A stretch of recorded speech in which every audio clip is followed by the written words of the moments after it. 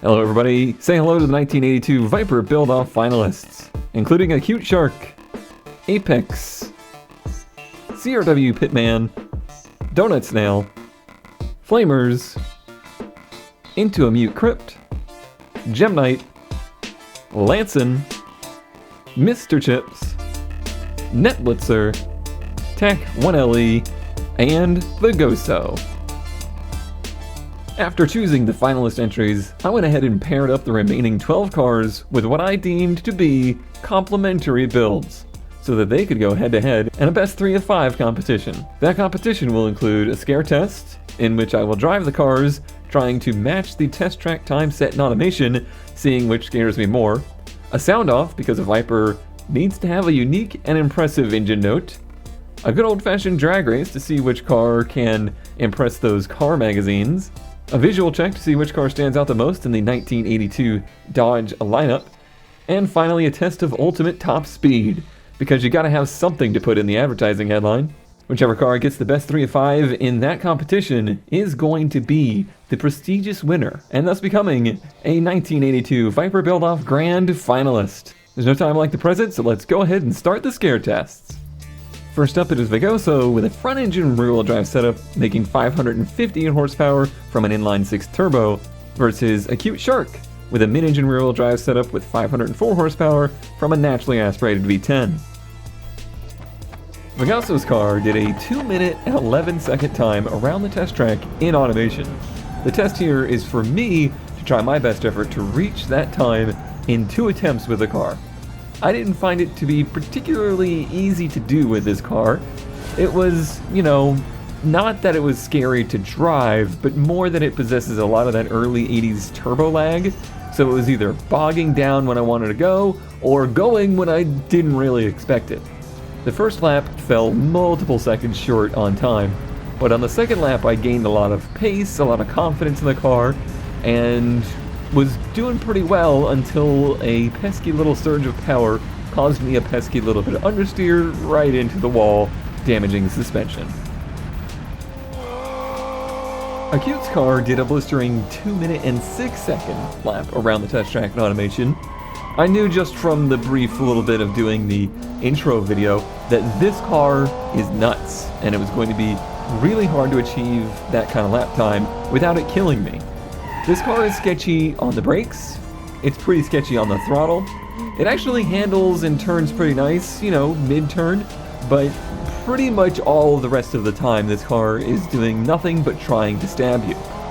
I was still 6 seconds off of the automation time, even after 2 attempts, and really just spending as much energy as I could trying to fight it. This one ends up to be a close call for me. I think most people would assume Vegaso's car, which ended up in the wall, would be the clear winner. This one, though, has to go to a cute Shark. This car, without hesitation, one of the scariest cars I've ever driven in automation.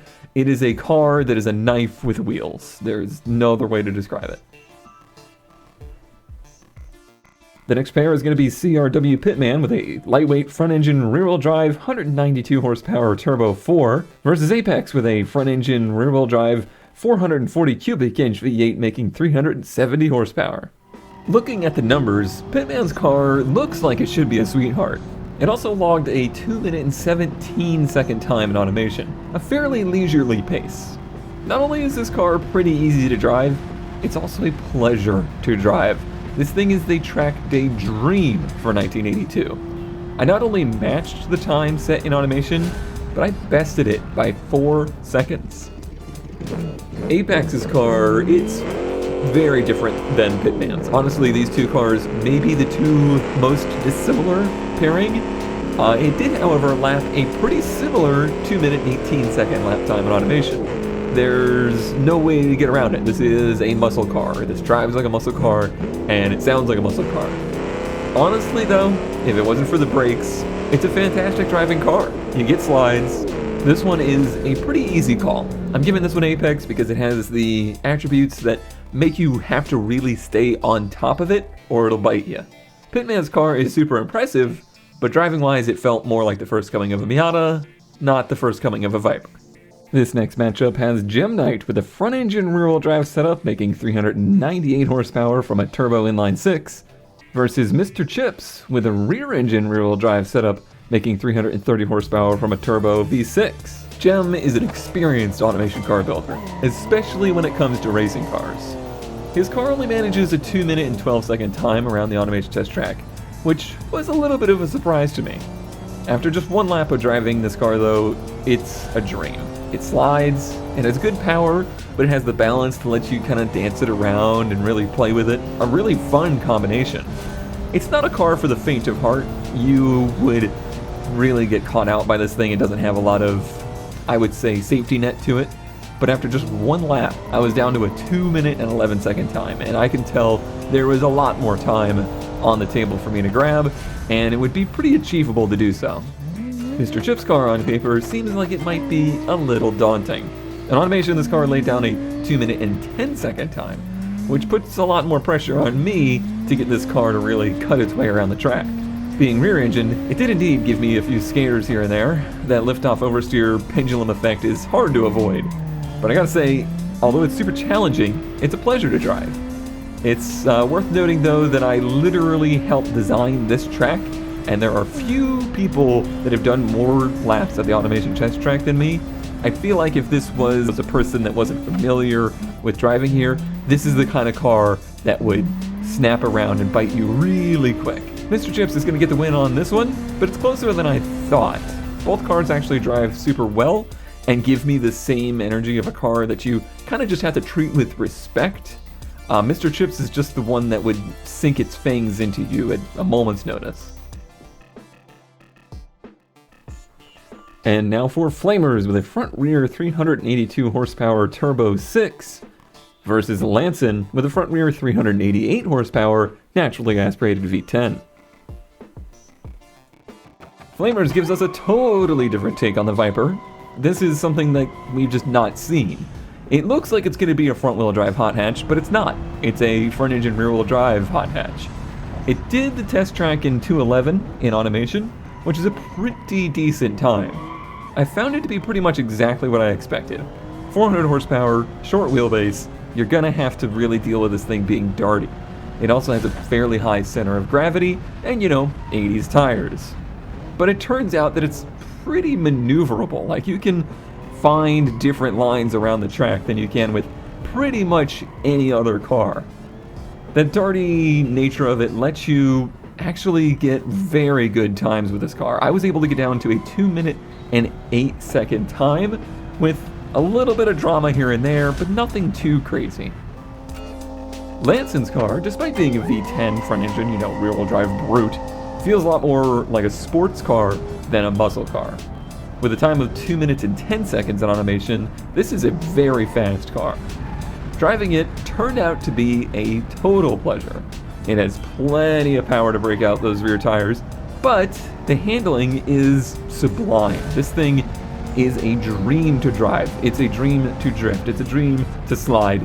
And I'm not kidding when I say this might be the best front-engine rear-wheel drive car I've ever driven from automation in BeamNG. I put down a blistering 2-minute and 6-second time on the first lap out with this car. Both of these cars drive pretty great. Both also have plenty of power to get it wrong, but Flamer's car, with that short wheelbase, I think that's the one that actually puts you in some real danger. The fifth pair up is Into a Mute Crip with a mid-rear setup making 393 horsepower from a Turbo 4 versus Netblitzer with a front-rear setup making 413 horsepower from a naturally aspirated V8. Into a Mute Crip's car intimidated me. Not just the name, but also because it got a 2-minute and 6-second time in automation with a mid-rear layout, 80s turbo power curves. A lot of things could go wrong with a car like this. I could not have been more wrong. Not only does this car put down power very well thanks to the mid-engine layout, it also handles super neutral, and it has a ton of precision to it. If this car was actually released in 1982, the entire automotive world would have been at their feet. This is possibly, groundbreaking sports car technology. I'm not so sure that's very Viper, but it is very good. Netblitzer's car manages a pretty impressive 2-minute and 7-second time in automation, but with a more traditional front-engine rear-wheel drive layout, a smooth, naturally aspirated engine. It definitely looks like it was designed in CAD, but the looks are it. Like, the actual car was definitely designed in a shed. This thing drives like a truck. It has, you know, big meaty tires on it to help kind of keep you in check, but there's certainly more power and more, I don't know, just grunt to this thing than there is any kind of precision with it. I was able to get a 2-minute and 7-second time, pretty much mirroring the automation time, but I don't think that I would be able to do a lot of laps like that without incident. This one ends up being an easy call. Into a Mute Crip's car, a 2:06 is a very fast time. I would have no problem repeating those lap times over and over with that thing. Netblitzer's car, a 2:07 is a really good lap time. I could definitely see myself having issues repeating that. This car is scary, but it's still not, I don't think, like original RT10 scary. It's actually pretty good. I just think you guys are a lot better at building cars than I expected, and maybe, I don't know. I don't want to say better than Dodge engineers, but they were working in a pretty small bubble at the time. Like, they didn't have the resources that we have. The last matchup is Donut Snail with a front-engine rear-wheel drive setup, making 357 horsepower from an NAV10, versus TAC1LE with a front-engine rear-wheel drive setup making 381 horsepower from a turbo V8. Donut Snail brings some pretty authentic Dodgeness here. This car manages a moderate 214 in automation, making use of an LA-based V10 to push it down the straights, but it's got a straight axle in the back. That straight axle's got drum brakes on it, and overall this thing is a pretty simple construction, which sounds pretty Viper to me. This car handles pretty much exactly what I thought it would drive like, and honestly, what I thought a lot of the cars I was driving today would feel like. This one, you know, it tries to bite you on the brakes, it gets you a little out of shape out of the turns, but it is, you know, it's manageable. You can get this thing to drive, and I was able to get it down to a 2-minute and 11-second time, which is really good, but I think most of that is just due to the grunt. This thing can be a rocket ship if you get it right.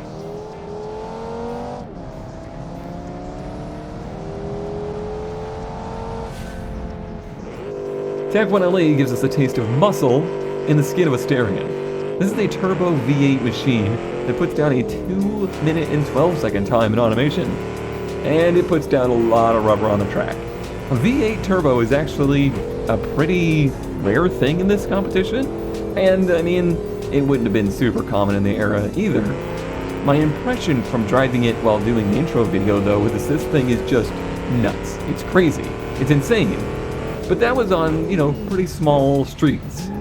When you took this thing out on the track, it's actually a pretty nimble and, I would say, effective track car. It benefits from a modern suspension, it benefits from that lightweight, and it benefits from all of that good, smooth, actually, turbo power.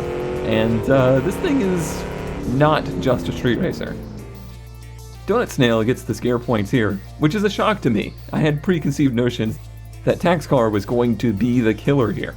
Both cars have a good amount of bite, but only the Snail has the venom. That concludes the first part of the Finalist Showdown. Congrats to everyone that made it to my final 12, and good luck in the competition ahead. Thanks to everyone that competed. There was definitely more than 12 really great cars here, and I thank everyone for taking the time to build some really great entries. Tune in next time to see who the 6 Grand Finalists are. What comes after Grand Finalist? I don't know, tune in next time to find that out.